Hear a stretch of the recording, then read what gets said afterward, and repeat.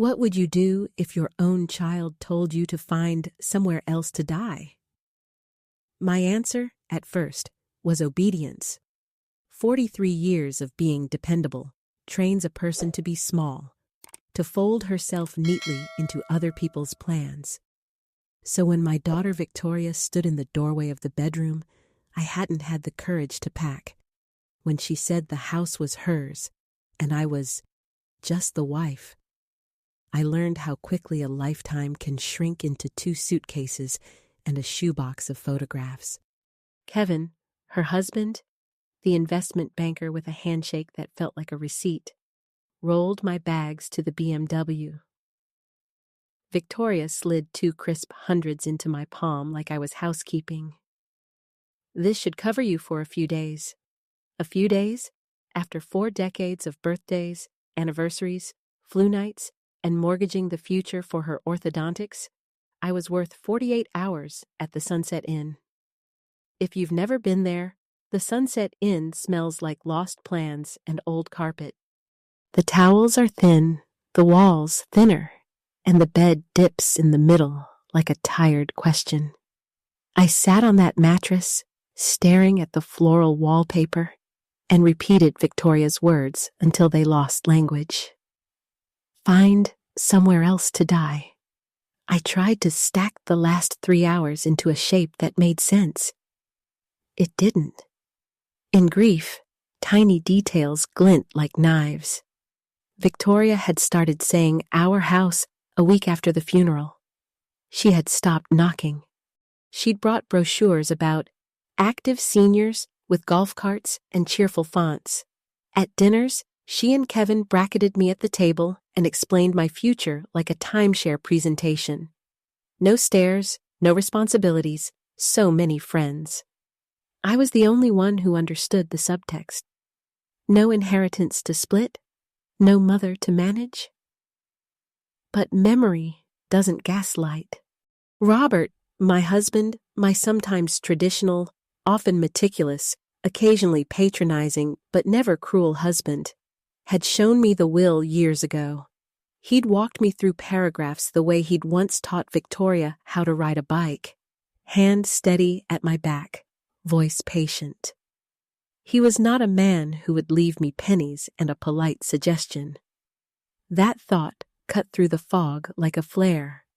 I opened my purse, found the motel's password card, and connected to the internet with hands that wouldn't stop shaking. I searched for Harrison Fitzgerald, estate attorney, because grief makes you forget addresses and rely on what you know best. Names and kindnesses. Harrison had both. The next morning, I chose a blouse with buttons that still remembered church and parent-teacher conferences. I counted singles for the bus fare like a teenager sneaking out. Downtown, the fall light made the lawyer's building look almost forgiving. Inside, the leather chairs were the color of Robert's old briefcase. The receptionist had the same calm efficiency as the nurse who'd called time of death. Some office lobbies are designed to convince you that order exists, I wanted to believe. Mrs. Sullivan, Harrison said, stepping into the waiting room with eyes that had seen too many versions of this moment. I've been calling the house. Victoria said you were traveling. Traveling, I repeated, and tried to decide if that was the meanest or the laziest lie. His office smelled like paper and patience. On the credenza sat a watercolor of a lighthouse. People who deal in loss love pictures of light. I need to ask about Robert's will, I said. Of course, he replied, puzzled. Victoria didn't give you a copy?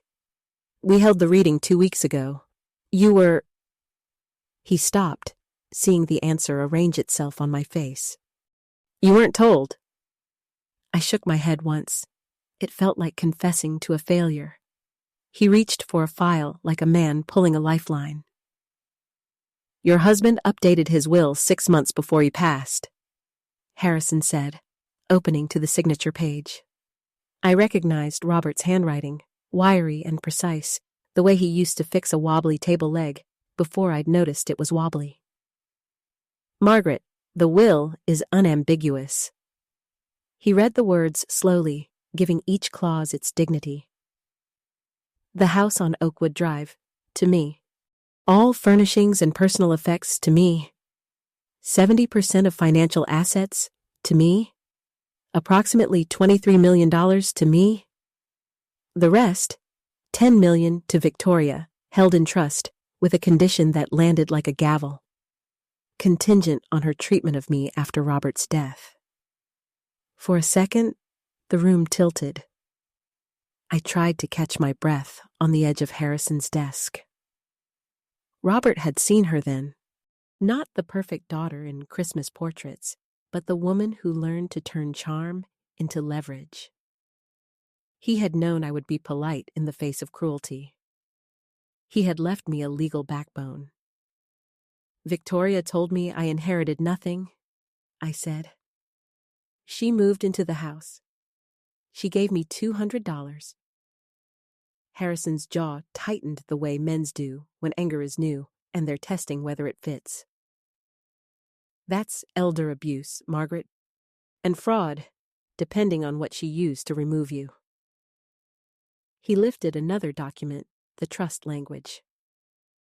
If Victoria fails to treat you with dignity and respect after Robert's death, her trust reverts to you. Reverts, I echoed, because sometimes repeating a word is the only way to believe it. He picked up the phone. The kindness drained from his voice. What remained was iron. He called the bank's estates department to flag potential fraud, then the detective he keeps on speed dial for when families show their teeth. He requested an immediate hold on transfers pending review of the will. He asked his assistant to scan and email certified copies to every institution listed in Robert's asset schedule. He moved like a man who had done this dance before and hated the music. Margaret, he said gently, hanging up, we're going to make you safe first. Then we'll make you whole. I thought of Victoria standing in my doorway, of Kevin's eyes avoiding mine, of being told to go die conveniently somewhere out of sight. Safety sounded like the first honest word I'd heard in weeks. My phone buzzed on cue. Mom! Victoria's voice tried to sound light and landed on brittle. Are you at the house? The internet just went out and my card got declined at the nursery. I'm buying roses for the front. Dad always wanted roses. Hello, Victoria, I said, and Harrison raised an eyebrow that translated to not yet. I'm with Harrison. Silence. People who rely on power hate hearing the names of professionals they can't control. Harrison who? Fitzgerald, I said. Your father's lawyer, the one who read the real will. There was a sound like a mirror cracking. Mom, you're confused. I looked at Harrison. He nodded, a small permission. We'll be in touch, I said, and ended the call. What happens next? I asked. We document everything. We freeze accounts that were improperly accessed.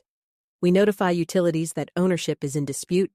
We ask law enforcement to review the forged documents she likely waved at you. And then, Harrison said, leaning back as if measuring the distance between grief and justice, we let Victoria discover what consequences feel like. Outside, the city kept being a city, indifferent to private wars.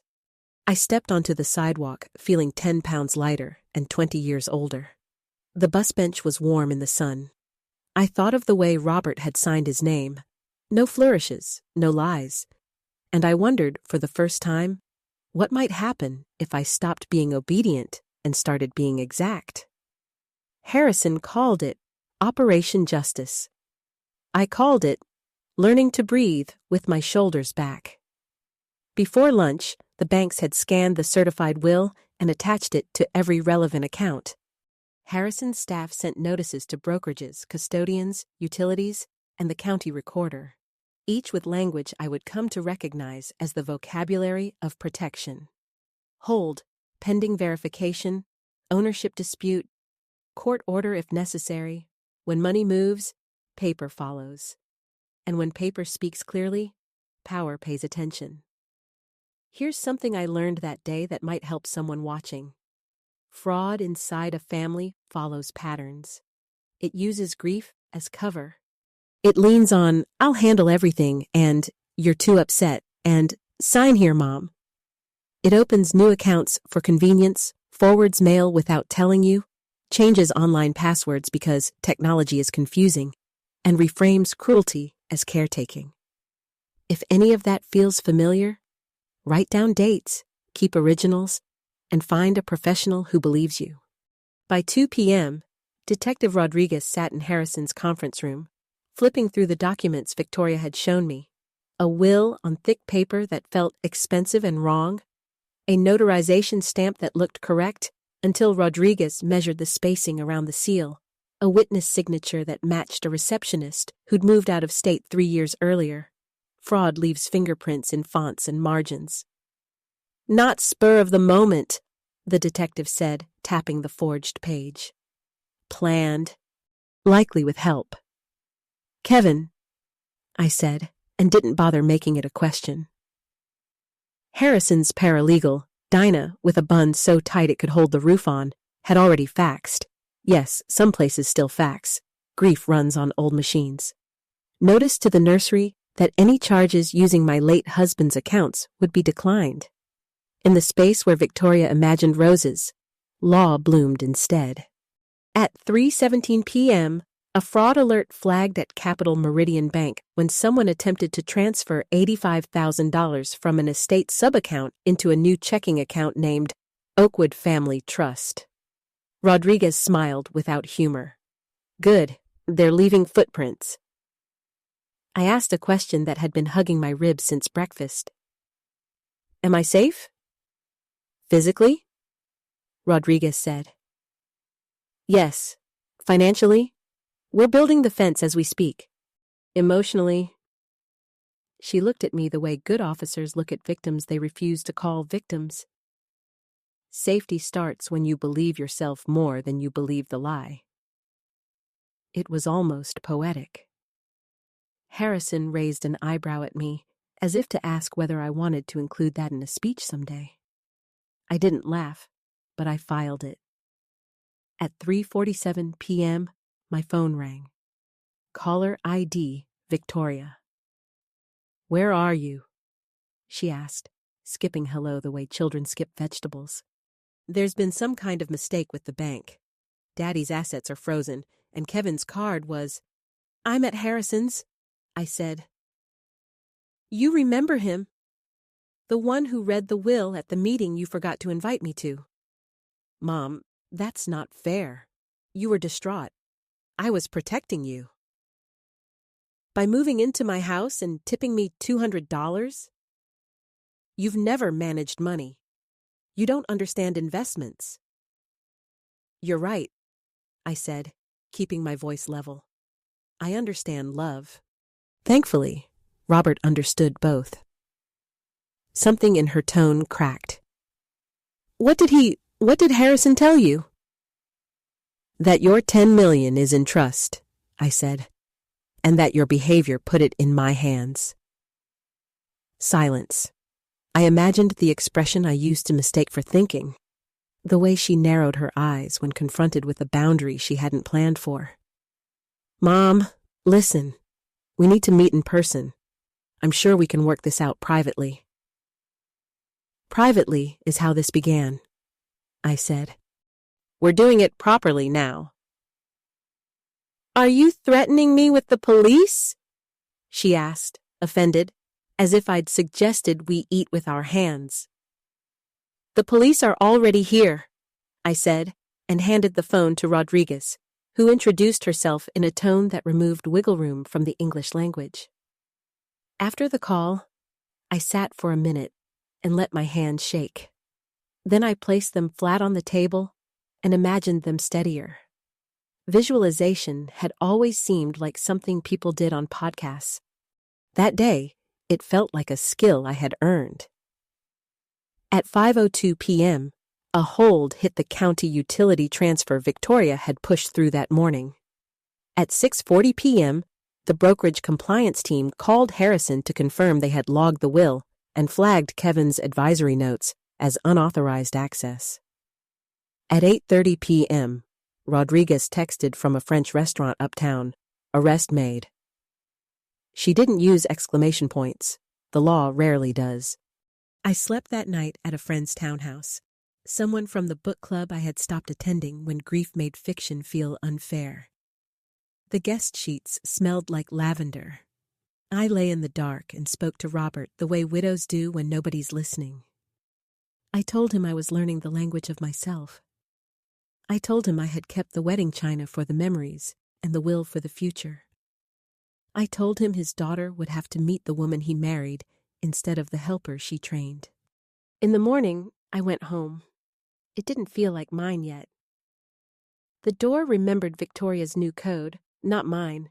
A locksmith changed that in 20 minutes, making small talk about weather and thresholds. In the closet, a blouse of hers swung next to my black dress, the one I wore to the funeral. I took out garbage bags and gave chaos a deadline. By noon, the porch held 3 contractor sacks of designer hope, each labeled with her name in a Sharpie that didn't squeak. When I turned to the bedroom, I stopped. Robert's dresser was still arranged with the fidelity of habits. Cufflinks, watch, the tiny dish where he kept keys and paper clips as if both opened something. I touched the wood. "I'm going to change things," I said out loud, and the house didn't argue. Harrison called. "Bail set," he said. "She'll need help to make it. Kevin may not be able to. There are prior issues." Of course there were. Hanging threads always lead somewhere. "Do I tell the neighbors?" I asked, surprising myself with the pettiness of the thought and the clarity of the question. "Tell them you're fine and the matter is being handled," he said. "Let the truth be boring." I walked to the mailbox. The cul-de-sac smelled like somebody's barbecue. Mrs. Patel from 3 doors down waved the way people wave when they've seen police lights and don't want to say so. "You're all right?" she called. "I will be," I said, and realized that was the most honest thing in my mouth. Back inside, I stood in Robert's study and opened the curtains. A clean square of mourning fell onto the rug like a new rule. On the desk sat the watercolor he had bought at a charity auction because the painter's hands shook. "Art wants mercy," he'd said, and I had thought he meant the painting. I stepped closer and saw, in the reflection of the glass, a woman who had stopped apologizing for wanting to be safe in her own home. The phone rang again. Unknown number. "Mrs. Sullivan, this is Janet Cooper at Channel 7. We're reporting on an elder fraud case involving a prominent local family. Would you—" "No comment yet," I said, and then paused. "But maybe soon, with conditions." "Editorial review?" she asked, quick. Professionals smell resolve. "Respect," I said. "Not pity. And facts that help other women like me." "Understood," she said. "I'll email you questions." After I hung up, I did something small and radical. I wrote 3 sentences on an index card and slid it into the top drawer where I kept rubber bands and flashlights. The quiet, useful things. Believe your memory. Ask for paperwork. Call someone whose job is to keep promises in writing. When you've been told you're just the wife, paper is a sword. When your child calls you useless, truth becomes a muscle. I planned to exercise both. Kevin always treated conflict like a spreadsheet. Columns for leverage, rows for escape routes, totals that tilted his way. That afternoon, his numbers failed him. At 8:12 p.m., as the restaurant's chandeliers threw gold onto men who liked their steaks persuasive, Detective Rodriguez stepped to Victoria's table and said her name the way surgeons say, scalpel. The maitre d' tried to float between them with the smile of a man who confuses ambiance with armor. It didn't matter. Law does not care for lighting. Victoria rose, color sliding from her face with the practiced speed of a woman who's learned how to switch stories in public. She looked for me, because bullies look for the smallest person when the room tilts, and found only handcuffs and a woman with a badge who did not blink. Kevin stayed seated 2 seconds too long, calculating. Then he stood, mouth forming the word misunderstanding, like it was a magic trick. He put a hand on Victoria's arm. Rodriguez moved his hand for him. It was a tiny motion, and it bent the whole evening toward honesty. Across the dining room, silverware paused mid-air. Somewhere, a birthday cake with a sparkler kept sparkling. That's the thing about justice. When it arrives, it doesn't ask the room to stop being ordinary. News travels in a city the way water finds every crack. By morning, the neighborhood text thread, yes, even cul-de-sacs have their little newspapers, had bloomed with euphemisms. Police activity. Hoping everyone is okay. Saw lights on Oakwood last night. Mrs. Patel knocked with a Tupperware of spiced rice and a sentence shaped like a question. "You don't have to tell me anything," she said, and then waited like a porch does, patient and present. I told her just enough. She put the Tupperware on my counter like a benediction. "Take back your kitchen first," she said. "Everything else follows." I started with the top drawer, Junk's Kingdom, rubber bands, takeout menus, a remote to something we no longer owned, a key with no memory. I threw away what didn't fit my life. I kept what did. Transformations are built in gestures small enough to repeat. At 10:03 a.m., Kevin called. His voice did not apologize. It negotiated. "Margaret, we're all shocked. Victoria is distraught. Surely we can—" "You forged legal documents," I said. "Shocked is not the verb you want." "I facilitated what I was told were your wishes," he said, crisp with the confidence of a man who wears verbs like cufflinks. "Victoria handled the lies," I supplied. "The logistics," he corrected. "We can unwind this without escalating. Courts are slow. Publicity is cruel. You don't want—" "To be bullied in my own grief?" I asked. "No, I don't." He changed tactics, the way men do when charm hits a wall. "Think about the grandchildren," he said, as if their existence were a chess piece with my name on it. "They need stability." "Stability starts with truth," I said. "And visits to Nana don't require felony fraud." "Margaret," he said softly, "you're not thinking clearly." I smiled, a private, surprised thing. "Kevin, I'm thinking for the first time in years." I ended the call. By noon, the locksmith had finished the second wave. Office door, basement, the backyard gate that always stuck when it rained. He left me with a jangling ring that felt like a graduation.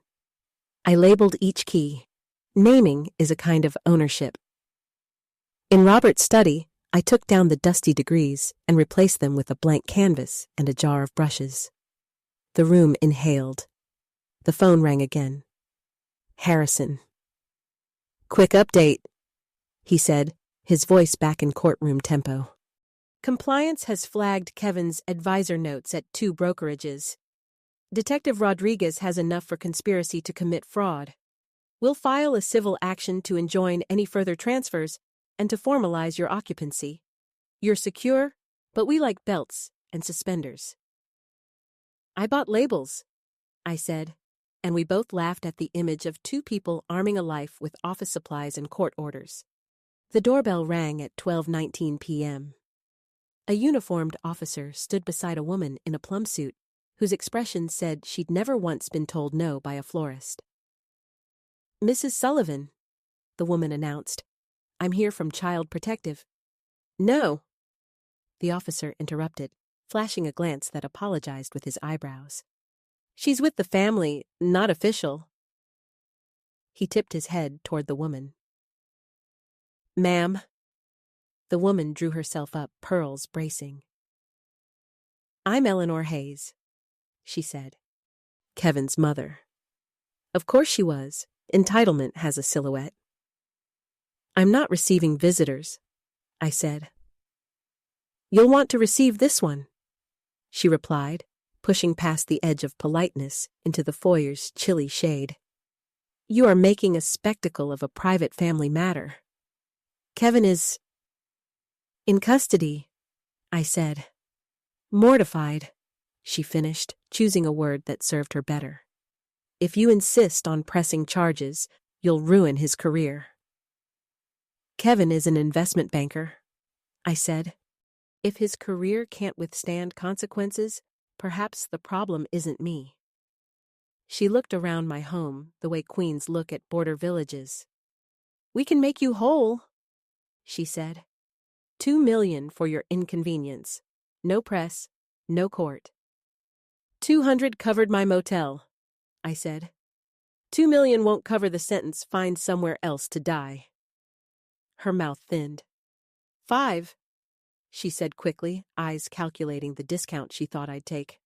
Final offer. I'm not selling my dignity, I said. Not even at retail. The pearls tilted. You're destroying multiple lives over technicalities. Signatures are not technicalities, I said. They are promises in ink.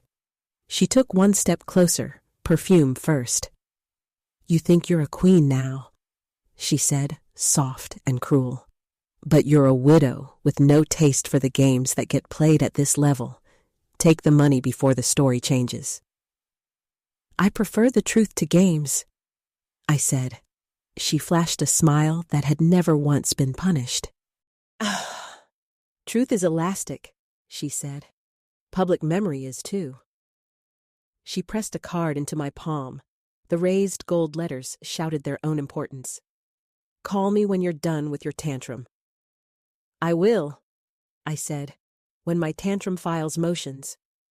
After she left, my legs trembled, not from fear, but from the adrenaline that follows not bending. In the kitchen, I leaned against the counter and let the tile cool my back. Then I opened Mrs. Patel's rice and ate standing up. A queen at a counter. A woman with a fork. A person who allowed herself both metaphors. At 3:02 p.m., Rodriguez called. Kevin's been detained, she said. There are threads, possibly securities related. He'll try to bargain. Say nothing to anyone who isn't me, Harrison, or his staff. If media call, give them Harrison's number. Channel 7 reached out, I said. They will again, she said. If you speak, we'll help shape it. But not yet. Understood. Also, she added, expect a swing-by from Victoria. She made bail? Someone paid it, Rodriguez said. Don't open the door if you don't want to. If you do, record and keep it short. Roger that, I said, then smiled at myself for talking like the radios in the shows Robert loved. At 7 a.m. the next morning, grief wakes early. The doorbell rang. Victoria stood on the porch in yesterday's sweater, with mascara settled in the ridges of a face that had stopped pretending it didn't want. She looked over my shoulder at the house like a child left outside a candy store. I stepped onto the porch and pulled the door nearly closed behind me. The sky was a pale blue that promised weather and kept its word. Mom? She said, voice scraping. Please. We talked, I said. Not like this, she said. Not when I know what I did. She waited for me to ask what, to give her a script she could repent into. I didn't. I never meant to hurt you, she said finally. I meant to shortcut what was inevitable. Which was? You getting overwhelmed, she said. Making mistakes. Letting people take advantage. The only people taking advantage, I said, shared my table. She looked past me at the outline of the study. I told myself I was protecting Dad's legacy, that you'd be happier with less to manage. You told yourself a story that made you the hero, I said. That's what villains do when they want to sleep. The word landed between us like a third person. She flinched. I'm your daughter. And I am a person, I said. Those things should support each other. Yesterday, they didn't. She swallowed. I'll fix it. No, I said gently. You'll face it. And if you come through the other side a different woman, we can talk. She nodded, a slow, costly movement. Can I get my things? They're on the porch, I said. 3 bags stood beside the welcome mat, each labeled in thick marker. The word Victoria looked like it knew what it had done. She stared at the bags, then at me. You labeled them, she said, as if this were the detail that betrayed me. I'm done with chaos, I said. She lifted one bag, then another. When she reached for the third, the strap slipped, and designer fabric tumbled onto the step. I bent to help. She recoiled. Shame has reflexes. We both stood there, the silence as loud as a slammed door that nobody slammed. I loved you, she said suddenly, voice breaking open. I do.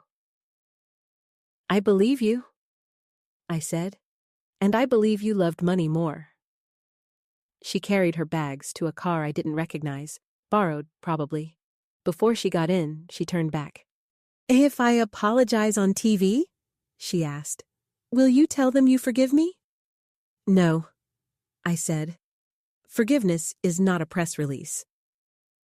After she drove away, I stood on the porch and let the morning touch my face. In the yard, the rose bush Robert had planted the year Victoria lost her first tooth had survived 3 winters and 2 different pruning philosophies. It had always insisted on blooming a week later than the others. I touched a dark leaf and smiled at what endures. Inside, I brewed coffee strong enough to teach lessons. I carried it to the study and set it beside the blank canvas. Then I opened a file folder Harrison had couriered over. The civil injunction papers, notarized and necessary. I signed where the yellow flags told me to. My signature looked different, taller, as if the letters had learned to stand up straight. The phone buzzed, a text from an unknown number. This is Janet from Channel 7. Respectful, factual, and off the record until you say otherwise. When you're ready, other women need your map. I didn't reply yet. Instead, I pulled out the index card from the drawer and added a 4th line in ink that didn't smudge. Name what happened. Out loud. I read the 4 rules twice, then tucked the card back under the rubber bands. Outside, a delivery truck rumbled past. Somewhere, a child laughed the way children do when sprinklers surprise them. The world, apparently, had not ended. It had simply rearranged around a woman who decided she belonged in her own life. That afternoon, I walked the house with blue painter's tape and marked where I wanted shelves, light, and color. In the kitchen, I stuck a square above the stove where a tile with a blue iris would go. In the hallway, I marked the height where photographs of moments no one could forge would hang. My mother's hands kneading bread. Robert in a paper crown on Christmas. A toddler Victoria with cake on her cheeks, back when love meant messes and not balances. When I reached the front door, I pressed one last square of tape at eye level and wrote a single word on it with a Sharpie. Mine. By the 3rd week, the story had sprouted legs. Reporters called, neighbors whispered, and the word fraud slid into conversations like a guest no one had invited. Harrison's office became both fortress and war room, fax machines humming, paralegals firing emails, Detective Rodriguez carving timelines into legal pads. But pressure does not always come from the front. Sometimes it comes sideways, dressed in pearls. Eleanor Hayes returned, this time with coffee she didn't drink and a smile sharpened like glass. She sat in my living room as if it were a stage she'd rented. "Margaret," she began, her tone one long sigh. "Surely you understand that prosecuting your daughter's husband helps no one." "It helps justice," I said. She waved that away like lint. "Justice is elastic. Reputations are not. Kevin has a career, a family, employees who depend on him. You have—" Her eyes flicked around my modest furniture. "Less to lose." I thought of Robert's will, of signatures neat as fence posts. "I have the truth," I said. She leaned forward, conspiratorial. 5 million, clean, untraceable. In exchange, we all walk away. Her certainty startled me more than her offer. She had rehearsed this, expected compliance. "You want me to sell my husband's legacy at a discount?" I asked. "I want you to stop confusing morality with strategy." I stood, forcing her to look up. "No, Eleanor. I'm learning they're the same thing." Her smile cracked just for a moment before it was lacquered back on. "Be careful what you dig for," she warned. "Not all foundations survive inspection." The threat lingered after she left. Harrison, when I repeated it, frowned. "They're bluffing," he said. "Or fishing. Either way, they're nervous." But a seed had been planted, and seeds grow in the dark. That evening, I found myself in Robert's study, surrounded by drawers I had dusted but never opened. His files were labeled with his precise, almost fussy penmanship: consulting contracts, expense ledgers, tax schedules. At first, everything looked immaculate, but patterns emerged. Shell companies with pretty names and empty addresses, consulting fees that repeated like echoes, invoices paid by businesses that existed nowhere but paper. I pressed my fingers to my temples. Could it be? When the private investigator, Carol Chen, arrived at Harrison's recommendation, she skimmed the papers with the appetite of someone who'd seen too many skeletons. "Mrs. Sullivan," she said gently, "your husband was laundering money." I shook my head, as if denial could rearrange ink. "I'm sorry," she continued, laying photos of transaction maps on the desk. "These firms don't exist. These payments align with known criminal operations. We're talking millions over at least a decade." The world narrowed to a sound in my ears, a rushing tide. Robert, the man who brought me roses every anniversary, who fussed about receipts, was running crime through his business? Carol didn't soften the blow. Worse, the 10 million earmarked for Victoria traces directly to these accounts. If the FBI learns this, they can seize the entire estate as criminal proceeds. I thought of Eleanor's warning. Be careful what you dig for. She hadn't been bluffing. She'd been pointing to a landmine. When Victoria called that night, her voice carried triumph. "Mom, listen. Kevin's lawyers are already talking to the FBI. We can restructure this, save the house, keep some assets clean. 5 million for you, immunity for us. It's practical." I let her talk. Let her spin poison into honey. "You're asking me," I said finally, "to help you profit from my husband's crimes by erasing yours." "I'm asking you," she snapped, "to be smart for once." Smart. The word sat bitter in my throat. After she hung up, I stared at Robert's desk, at the files that glowed with guilt. My marriage, my motherhood, my very sense of self, built on lies and leverage. But grief sharpens into clarity when cornered. If the Hayes family thought secrets would silence me, they hadn't learned the new rule of my life. Silence had expired. I picked up the phone and dialed Carol again. "How fast?" I asked. "Can you get me a meeting with the FBI?" The next day, Agent Sarah Martinez sat across from me in Harrison's conference room. Her notepad was empty, but her eyes were not. "Mrs. Sullivan," she said, "if you come forward voluntarily, you may lose assets, but you protect yourself legally. If you don't, your daughter may hand us this case in exchange for immunity." I nodded. "Then let me tell you everything." I told her about Victoria, the forged will, Kevin's schemes, Eleanor's threats, Robert's files. I poured out 43 years of loyalty and betrayal until my throat was raw. Agent Martinez listened without blinking. Then she closed her notebook. "Mrs. Sullivan, are you afraid?" I thought of the motel carpet, of the bags labeled Victoria, of my own signature standing taller than before. "No," I said. "Fear is not what's left. Anger is." She smiled, a rare professional smile like a crack in granite. "Good, because I need you to wear a wire." When Agent Sarah Martinez asked if I'd wear a wire, she didn't soften the request with apologies. She simply said it as if she were offering me a seat at a table I'd been excluded from my entire life. For a moment, I saw myself, the widow who had once packed her life into 2 suitcases because her daughter told her she was useless now. That woman would have said no, afraid of trouble, afraid of confrontation. But that woman was gone. "Yes," I said. "Tell me how." The device was smaller than a lipstick, taped discreetly beneath my blouse. Martinez explained how to sit close enough for clarity, how not to touch the mic, even when emotions ran high.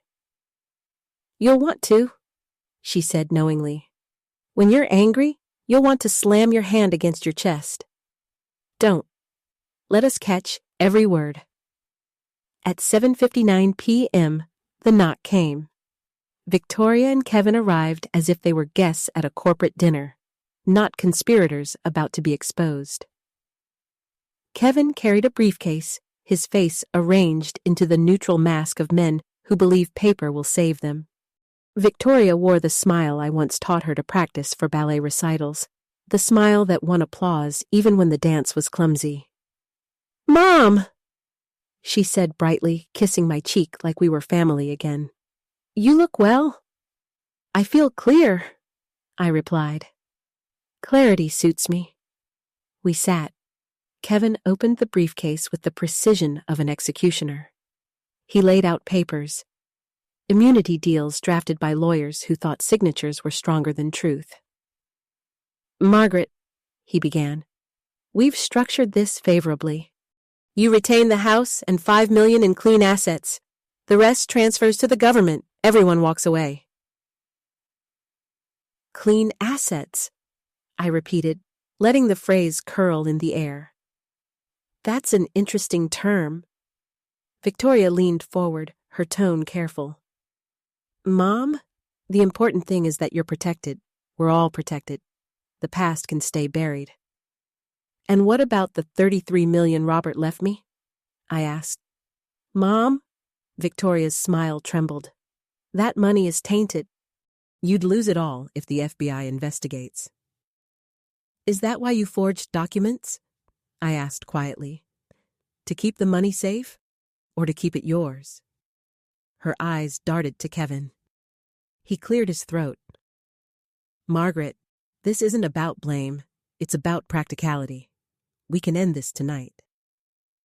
"Kevin," I said, "when did you first discover Robert's business activities? Before you married Victoria, or while you were planning to steal my inheritance?" He froze. His mouth opened, closed. "That's irrelevant." "Relevant," I said, "because if you knew before, you're an accessory. If you discovered after, you're astonishingly unlucky." Victoria's mask slipped.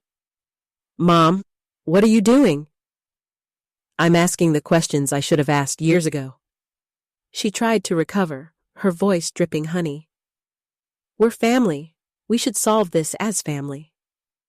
"Family doesn't forge wills," I said. "Family doesn't throw their mother out of her house. Family doesn't tell her to find somewhere else to die. The silence was heavy enough to bend the table legs. That was the cue. Agent Martinez and 2 other FBI agents entered through the front door. Badges first, voices steady. "Victoria Sullivan Hayes and Kevin Hayes," Martinez said. "You're under arrest for conspiracy to commit wire fraud, elder abuse, and attempted extortion of a federal witness." Victoria's face collapsed into disbelief. "Mom, how could you?" she cried, as if I were the traitor. "The same way you could," I answered. "Except my way is legal." Kevin stood abruptly, reaching for the briefcase. An agent intercepted it. "Sir, sit down." "This is a mistake," he blustered. "You don't understand the scale of what you're interfering with." "Are you threatening a federal witness?" Martinez asked, pen poised. Kevin faltered. His jaw worked, but no words came. Victoria, pale and shaking, turned to me. "Please, think of the grandchildren. Don't do this." I held her gaze. "I am thinking of them. I want them to learn what happens when you choose greed over love." The agents cuffed them both. For once, Victoria didn't fight the narrative. She simply stared at me with the eyes of a child who had finally learned the difference between privilege and consequence. When the door shut behind them, silence filled the house. Not the silence of abandonment, but the silence of a storm finally passing. Martinez stayed behind a moment. "There'll be a rain tomorrow. You did well, Mrs. Sullivan. Very well." I poured 2 glasses of water, my hands steady. "What happens to me now?" "That depends," she said. "There's something you should know. Your husband wasn't only laundering money. He was working with us." My breath caught. "For 12 years, he was an FBI informant. The money he left you wasn't stolen. It was earned through cooperation. The estate is clean. Legally, it's yours." The room spun. Robert, my husband, my betrayer, my protector, had been living a life inside the life I thought I knew. Martinez's voice cut through. "Victoria and Kevin didn't know? They thought they could blackmail you with half the truth. Instead, they gave us everything we needed." I laughed then, a short, sharp sound that startled even me. "The pawn," I said softly, "became the queen." The morning after Victoria and Kevin's arrests, I woke in my own bed for the first time in months. The house smelled different, lighter somehow, like a space finally exhaling after holding its breath too long. I opened the curtains in the master bedroom and let sunlight pour across sheets that had once felt like Robert's domain. For decades, I had kept this house in orbit around his tastes. Now, it revolved around me. The first act of reclamation was simple. I painted. Robert's study became my studio, its shelves cleared of legal files and lined instead with brushes, canvases, jars of bright pigment. Where there had once been rows of investment binders, I stacked sketchbooks. On the wall, I hung a self-portrait in progress, not polished, not yet finished, but honest. Renovation followed. I tore up the heavy carpets Victoria once called classic and replaced them with warm wood. I turned what she had planned as a wine cellar into a library. Each change felt like erasing her fingerprints and writing my own. Neighbors dropped by, cautiously at first. Mrs. Patel brought more food, explaining that a house needs spices in the air. Others offered help with boxes, advice on contractors. I realized then that I hadn't been invisible. I'd been silent. And silence, it turned out, was a choice I didn't need to make anymore. 6 months later, I stood behind a podium bearing a new name: the Margaret Sullivan Foundation for Elder Protection. The audience was small but attentive: lawyers, social workers, A few women who had whispered to me after church services or grocery store aisles. My son controls my accounts. My daughter says I'm forgetful when I'm not. I looked at them and spoke the truth aloud. Elder abuse doesn't always come from strangers. Sometimes it wears your last name. Sometimes it calls you mom. But dignity is not a gift from your children. It's your right, and we will protect it together. Applause rose, not thunderous but steady. It was the sound of people recognizing themselves in my story. Victoria wrote from prison. 17 letters came, each one a different attempt. Justification, apology, manipulation, despair. I read the first few, then I stopped. Some relationships, once broken, are best left as lessons. Her children, my grandchildren, were spared the details for now.